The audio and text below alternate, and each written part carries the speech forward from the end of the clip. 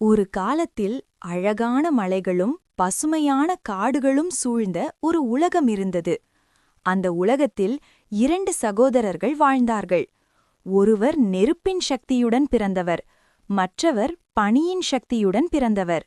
அவர்களின் சக்திகள் மிகவும் வித்தியாசமானவை. ஒருவரின் தொடுதல் சூடாக இருந்தது, மற்றொருவரின் தொடுதல் குளிராக இருந்தது. ஆனால் இந்த வித்தியாசம் காரணமாக அவர்கள் எப்போதும் ஒன்றாக விளையாட முடியாமல் இருந்தார்கள்.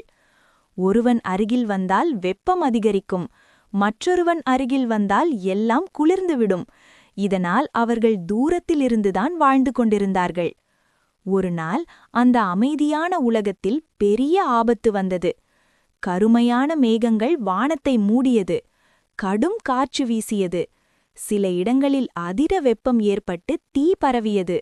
சில இடங்களில் கடும் பனி அனைத்தையும் உறைய வைத்தது. மக்கள் பயந்து போனார்கள். அந்த நேரத்தில் அந்த 2 சகோதரர்களும் இந்த பிரச்சனையை தீர்க்க வேண்டும் என்று நினைத்தார்கள். தனித்தனியாக முயற்சி செய்தார்கள். நெருப்பு சக்தி கொண்டவன் தீயை கட்டுப்படுத்த முயன்றான்.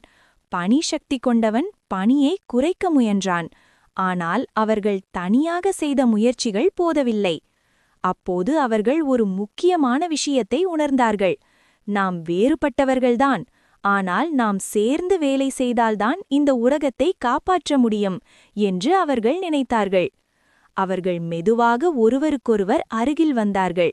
ஆரம்பத்தில் கொஞ்சம் பயம் இருந்தது, ஆனால் அவர்கள் தைரியமாக இணைந்தார்கள். நெருப்பின் வெப்பமும் பனியின் குளிரும் சமநிலையாக சேர்ந்தது. அந்த சமநிலையான சக்தி உலகத்தை மாற்ற ஆரம்பித்தது. தீயின் வெப்பம் குறைந்தது, பனியின் குளிர் மெதுவாக உருகியது. வானம் தெளிந்தது, காற்று அமைதியானது. உலகம் மீண்டும் அழகாக மாறியது. அந்த நாள் முதல் அந்த 2 சகோதரர்களும் ஒன்றாக இருந்து உலகத்தை காப்பாற்றினர். அவர்கள் உணர்ந்தார்கள், வேறுபாடு இருந்தாலும் ஒன்றிணைந்து இருந்தால் எந்த பிரச்சனையையும் தீர்க்க முடியும் என்று. Thanks for watching. Subscribe me.